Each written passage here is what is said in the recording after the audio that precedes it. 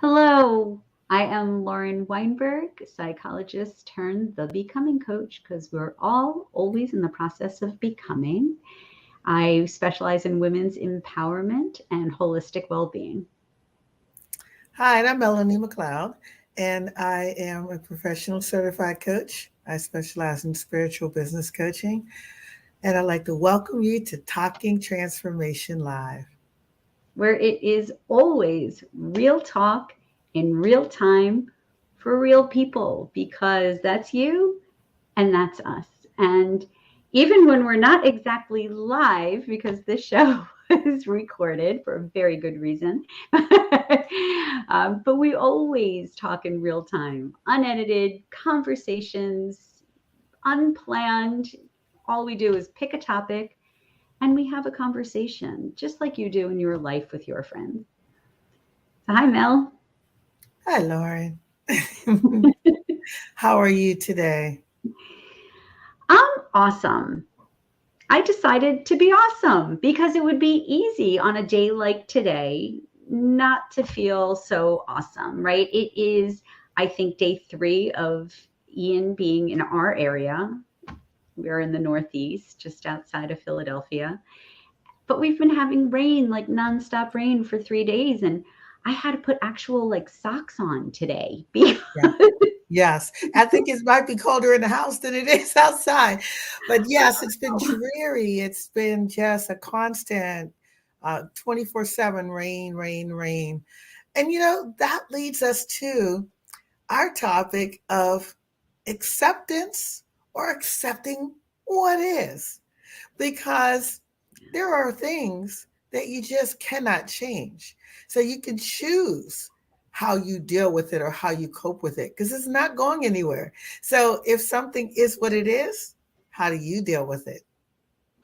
it is such a good question, Melanie. You know, it's funny, my husband, who wants to move to a warmer climate, I think he only wants to move to Florida, he is fighting fall tooth and nail. All he does is look out the window, lament the loss of summer, and he's like, I can't do this. I just can't do this. It's cold. I don't want it to be cold. Where's summer? I want to sit by the pool. Like he, Well, did you remind him that he's dry and he has a house? but that's exactly, and I feel like this topic is right on the heels of what we talked about in our last episode, which was perspective. And it's so much a choice. It doesn't feel like it in the moment sometimes, but it is a choice what perspective you take on a situation. And it leads to fighting against what is, which brings up struggle and a sense of unease. Or, you know, you can choose to accept what is and look for the silver linings. And there to me is the whole thing. I have the philosophy that absolutely everything happens for a reason, and absolutely Me everything too. has a lesson in it. And I know the naysayers are always like, no, if it's bad, it's just bad. And I'm going, well, yeah, in that moment it may feel like that, but I think when you look back at situations that has happened to you, if you have taken the time to find that silver lining, Right. you will realize that there was that golden nugget in there, something about that situation that made something else happen that might not have happened, that allowed you to learn or to grow or to experience something else in a different way because of that situation. I completely agree with you. And I love you do. You always say it's happening just as it's supposed to, right? And it is. I always remind myself of that. It's a great philosophy because, you know, when I feel like this topic of acceptance is sort of like almost tying together a lot of things that we've talked about, you know, one of which is you don't lose, like you win or you learn, right? So if it's a difficult situation, if it's something that feels uncomfortable, like you're saying, like what is there to learn Or how can I, maybe the lesson is, how can you be grateful even in this moment? And, we know that, like, and I think we've spoken about gratitude, like gratitude changes everything, right? Gratitude literally makes changes in your brain. It helps you turn your frown upside down. I like to say it is like the Yeah. fastest way to put your positive pants on. Yes. Yes. Well, I mean, a lot of us, excuse me, are familiar with Marianne Williamson, and the beautiful poem about the Serenity Prayer. And I just always loved that because it always would just make me feel calm and make me just be able to be breathe and not feel so anxious. And I think that when we do accept things, it de-stresses instead of stressing. Because when you accept it, you're not trying so hard to figure out how and why you need to do something different. You don't need to do anything different. When you accept something, then you're able to go with the flow. Flow. It's so funny that you should bring that up, because that's the first thing that came to my mind when I was thinking about this topic, is that serenity prayer, right? Which, they use in addictions programs, like, grant me the will to accept what I cannot change. And, like the saying that I love the most is, if you can't control, let it roll. Right? It's like you're saying, go with the flow, go downstream with the flow. Like when you're struggling against something, when you're paddling upstream, just Yeah. think of the energy that takes to go against the current, right? That's why we have that saying. That's why people say go with the flow. But Absolutely. it's all about that awareness in the moment that you're struggling.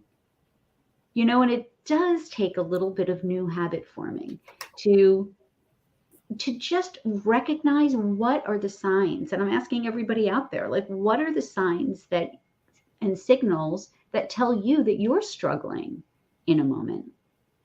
And sometimes, the question is, are we causing the struggle? Because sometimes I remember many years ago, I was in a swimming pool, and I'm not a swimmer, and I had my little floaties, and I floated into the deep, and I didn't realize it. When I opened my eyes and I realized that I was in the deep, I immediately panicked, lifted my arm, and the floaties went out, and I went straight down. What I didn't realize was I really wasn't all the way in the deep. And so I heard somebody going, stand up. You know? And I was like, oh my God. And then I stood up and went, oh, shoot. It's a great story. Because sometimes the answer is right under our feet. Yeah, Nose, right? it's like, if sometimes you got to realize that you're fighting against yourself in some situations. And, when you just relax and realize what is actually happening and accepting what's actually happening, except what you think, instead of what you think is happening. Because in that situation, I was creating a situation that didn't even exist because I was panicking. But once that I could accept the fact that, oh, maybe I did go too far, and stand up and get out of there, where I was good to go. Absolutely. I think we always cause the struggle, right? And, there are some philosophies that think that struggle is the cause of suffering, right? So, I mean, not to say that there aren't hard things. Sometimes there's hard things. Yes. There are hard things in life. Sometimes we feel incredibly sad. Sometimes, we have to do hard things in order to get past it. But even that is accepting what is and going with the flow. Just accepting the sadness, accepting that maybe you have to work harder in this moment than you have had to in other moments. Like, this is acceptance. And it's the fighting against what is. It's trying to change things to make them other than what is. And every control freak will know what I'm talking about for sure. When you want things to be other than they are, that's the struggle. And that's what gets you upset, It's not what's happening, it's your experience of what's happening, the filter. Yeah. And I think that that's one of the big points of the people who, have control issues, where we feel like we have to always be doing something. We always have to make things right. We always have to fix everything and fix Yeah. everybody. It's like, oh, if you're having a struggle, I'm going to come and save the day. And it was like, well, sometimes if we don't allow the people in our lives to go through what they need to go through and accept the situations that they've gotten themselves into, bailing people out all the time doesn't help anything. You have to let them go through what they need to go through to get to it, and let them accept that life is hard. And when we just constantly bail people out, unfortunately, you have a lot of adults out here that don't know how to deal with anything because somebody has always bailed them out, and they have never had to accept life being hard. That's right. And you're denying somebody else the opportunity to learn that they can do hard things, or to learn that this too shall pass, or to learn that, that they don't have to struggle against what is. And like you said, I think life sets us up for these lessons. They're certainly available to us all the time if we build that awareness to look at it. And, these, like I said, these are other topics that we have talked about. We've talked about fixing, right? Whether it's, what it's like to have to fix for other people. We've talked about responding instead of reacting in a knee-jerk or gut way to a situation. And again, it all takes building that awareness that you're having that response. And so that's what I would ask, anybody who's listening, like, how do you know when you are struggling against what is? How do you know when you are having that knee-jerk response? There's signs in our body, there's thoughts in our head that are our automatic go-tos. Yeah. And it's when you become aware of that you have the opportunity to do things differently. And the other part of that is knowing when you can do something or change the situation, and knowing when you can't. Because there are times when you need to do something. You don't need to accept it. That's not in that situation. You didn't need to accept that outcome because there was something you could have done about it. It's really being able to find that balance between me knowing that this is a situation that I absolutely can do something about, and this is a situation that I absolutely can't do anything about. Great point. You know what? Stephen Covey talks about this in that 7 Habits of Highly Effective People, right? He talks about your circle of influence and, as being different than your circle of concern. So you have a circle of concern, and that's everything that you care about in the world. But a subset of that is your circle of influence. And it's just what you said. It's what do you have control over, either directly or maybe even indirectly. Maybe you don't have complete control over something, but you can influence somebody else to have control and make a change. But if you can't, then like I say, if you can't control, let it roll. Accept what is and let it roll.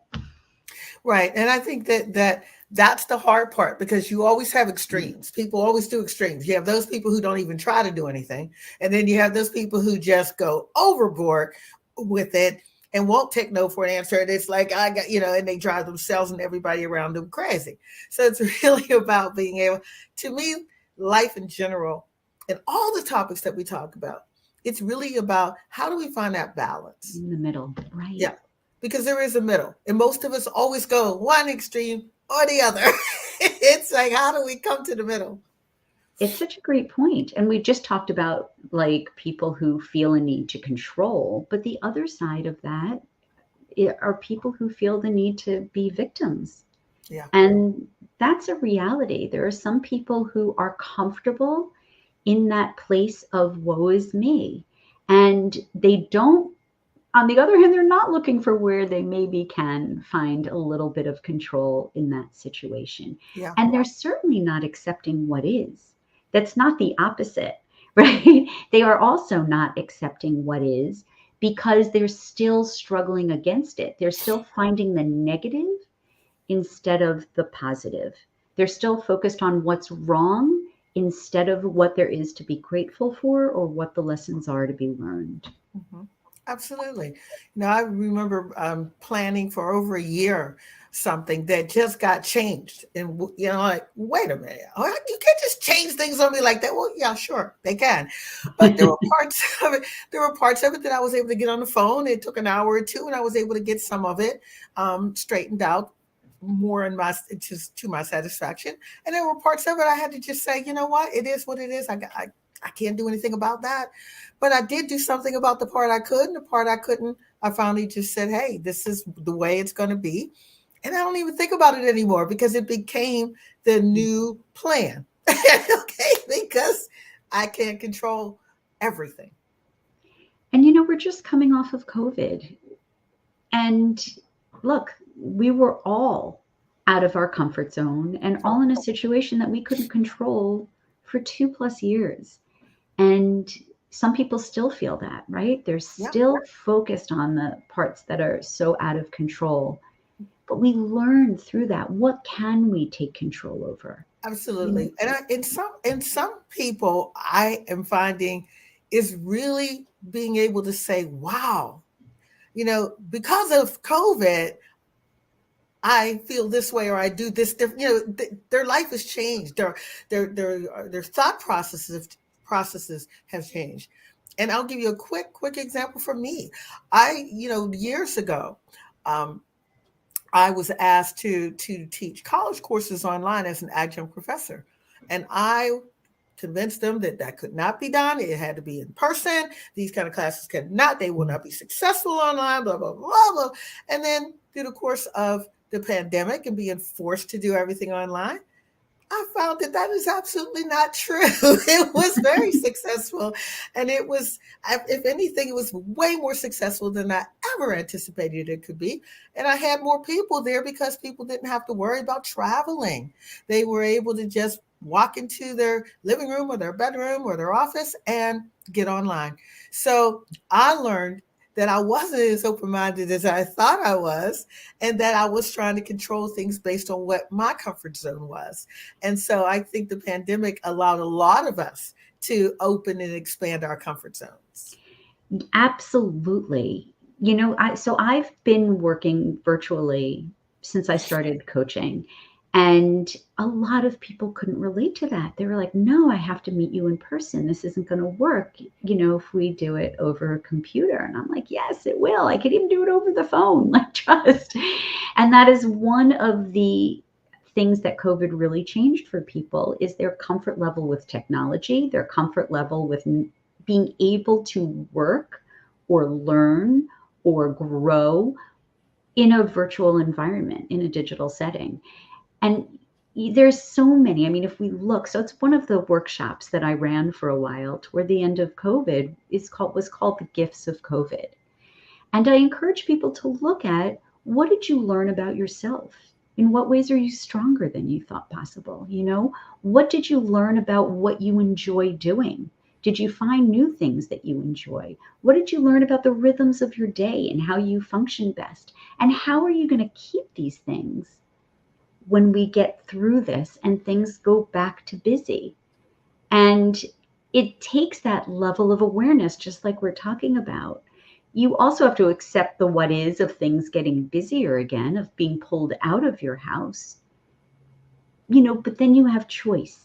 And that's part of accepting what is, knowing what, like you said, what you control and choosing to be aware and keep the things that are important to you. Absolutely. So, with that said, we're going to wrap up, and I want to just offer to everyone that really, Lauren mentioned it in our previous talk about, is your glass half full? Is it half empty? Or is it totally full? And so acceptance is part of being able to look at perspective. How do you choose to see a situation? And so those two things, I think, do go hand in hand. So I'm hoping to see everybody next week. And Lauren, want to tell them how they can reach us? Absolutely. We would love to hear from you. Please, if you find us on YouTube, please make sure that you subscribe. And if you want to reach out and continue the conversation in person, feel free to grab us. You can always reach us at talkingtransformationlive@gmail.com, or you can reach both Melanie and myself at our respective websites. I am at lastingchangewellness.com, and Melanie is at coachusolutions.com. So we are so glad that you joined us. Please keep the conversation going by dropping a comment in the comment section. Don't forget to give us a thumbs up, and we will see you next time on Talking Transformation Live. Take care. Bye-bye. Bye.